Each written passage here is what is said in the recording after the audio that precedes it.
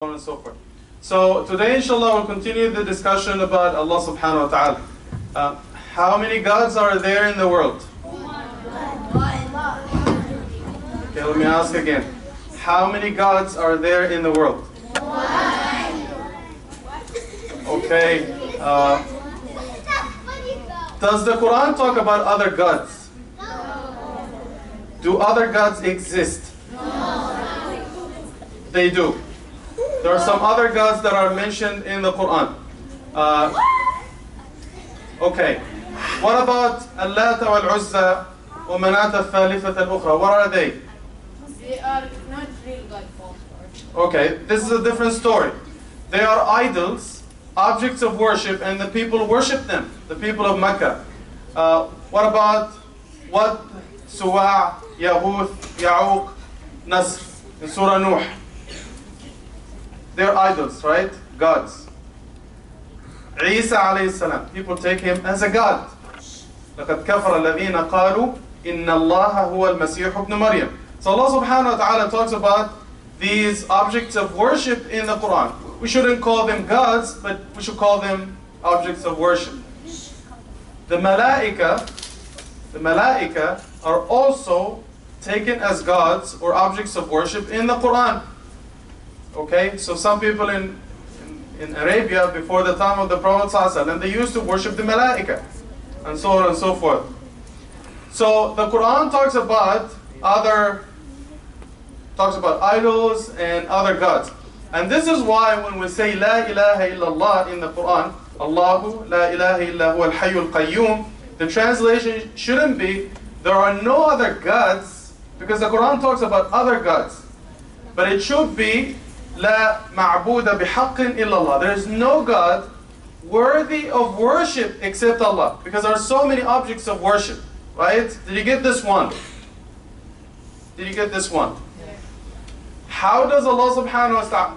Also, another thing, if you have access to Google, just Google the word God and see how images, right? Go to Google image and search the word God. You will get millions of images. So you'll get human images as gods, Isa, Buddha, so on and so forth. Animal gods, and so on and so forth. Cow, elephant, hyena god in ancient Egypt, cobra god, crocodile, and all these gods. You will see the face of the devil. Some people in the US, they worship the devil as a god. They are in the tens of thousands.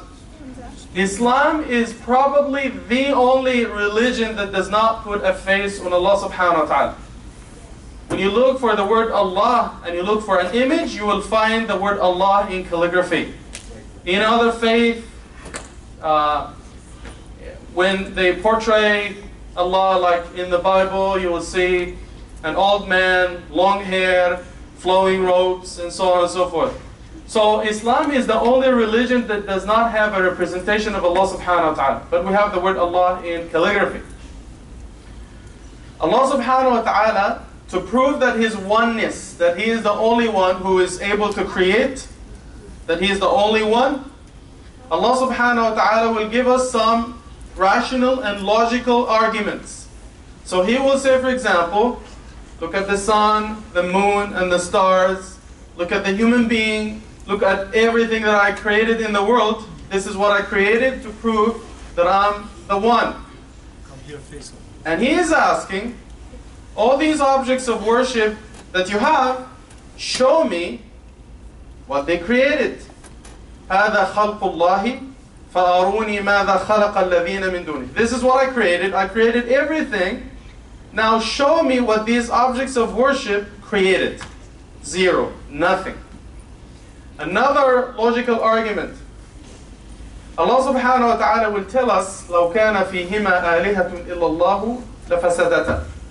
So if there were any other gods in this world, if there were 2, 3, 5, 10 gods more or less, then this whole universe would have been destroyed. Why? Because one God will create something, the other one will get jealous or mad, and he will destroy what the other God created. And they will keep fighting back and forth. And this is mentioned in the Quran.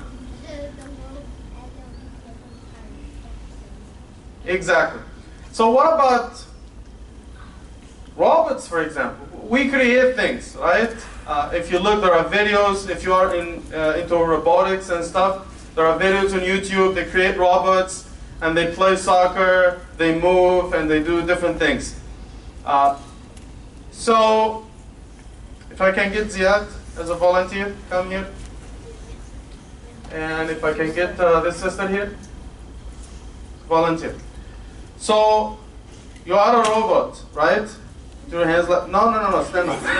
Not yet. Put your hands like this. So this is a robot, this is a human being. Which one is more sophisticated, this brain or this memory card? The brain is more sophisticated. This body is able to heal itself. If she's chopping tomatoes at home and she cuts her finger, you know, the body is able to heal itself.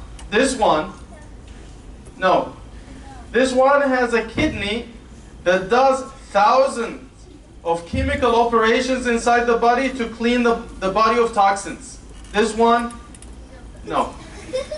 This one has a DNA that if we were to decipher and we write books, they say if you were able to decipher the human DNA and the human memory, and you put the box on top of each other, this will go to the moon and come back several times.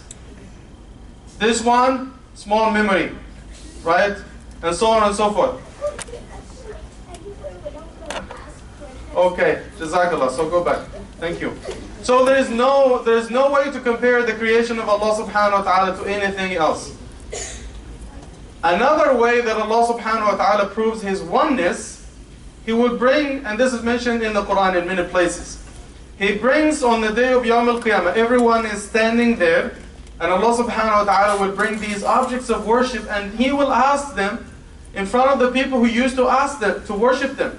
So Allah subhanahu wa ta'ala would bring Isa ibn Maryam and say, أَأَنْتَ قُلْتَ لِلنَّاسِ, these people here, اتَّخِذُونِي وَأُمِّيَ إِلَهَيْنِ مِن دُونِ اللَّهِ قَالَ سُبْحَانَهُ.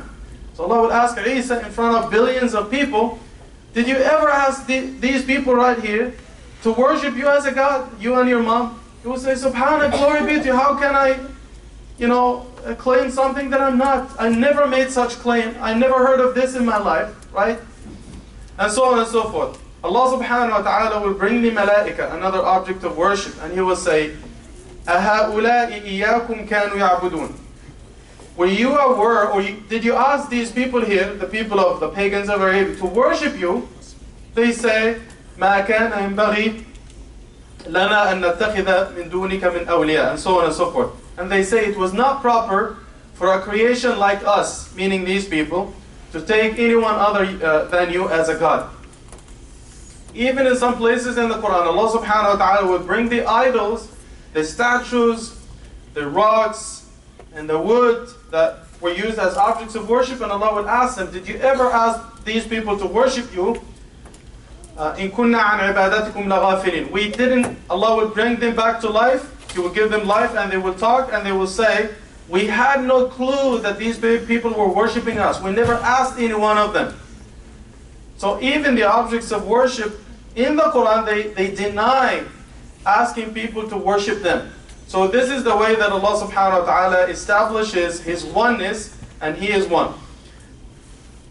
The last thing I want to say, that the Prophet ﷺ and Allah subhanahu wa ta'ala, they both emphasize the oneness of Allah subhanahu wa ta'ala. There are hadith that say that Muhammad ﷺ, he used to teach the little ones in his house, Hassan, Hussein, and the rest of the kids in the house, the last ayah of Surah Isra. وَقُلِ الْحَمْدُ لِلَّهِ الَّذِي لَمْ يَتَّخِذْ وَلَدًا وَلَمْ يَكُنْ لَهُ شَرِيكٌ فِي الْمُلْكِ وَلَمْ يَكُنْ لَهُ وَلِيٌّ مِنَ الذُّلِّ وَكَبِّرْهُ تَكْبِيرًا. So it says there is no other gods. This is the ayah at the end of Surah Isra. And also قُلْ هُوَ اللَّهُ أَحَدٌ. So if you look, what are the types of associating others with Allah? Well, to say that Allah subhanahu wa ta'ala has a partner, another God. Or to take objects of worship. Or to take humans as gods. Or to put different gods together and they say these three are one, like the Trinity one. So there are about 4 different forms of taking other gods besides Allah subhanahu wa ta'ala. If you read قُلْ هُوَ اللَّهُ أَحَدٌ, it refutes all these 4 different types of worshipping someone besides Allah. If you say قُلْ هُوَ اللَّهُ أَحَدٌ, is one. There is no one like him. There is no other God like him. And plus, very quickly inshallah, I'm going to get technical for just a few seconds. The difference between wahid and ahad, because Allah could have said قُلْ وَاللَّهُ wahid, right? But He said ahad. Ahad means that He is one, but He is not made of parts. Father, Son, and Holy Spirit. He is not made of parts. He is one and unique. Allahu Samad. He does not need anyone, and everyone needs Him. Lam yalid wa lam yulad. He's not like Isa alayhi salam. He was not born out of someone, and He is not the father or the mother of anyone. And there's no one like Him. He is unique. Allah subhanahu wa ta'ala. La mathila lahu. Allah subhanahu wa ta'ala. Whatever you think of, He is way better than what you think. So this is how Allah subhanahu wa ta'ala establishes His oneness in the Quran. So we ask Allah subhanahu wa ta'ala to give us the best in this life and the best in the life to come. And we ask Allah subhanahu wa ta'ala to keep us on the Sirat al-Mustaqim. We'll see you tomorrow inshallah for the questions and answers. Assalamu alaikum.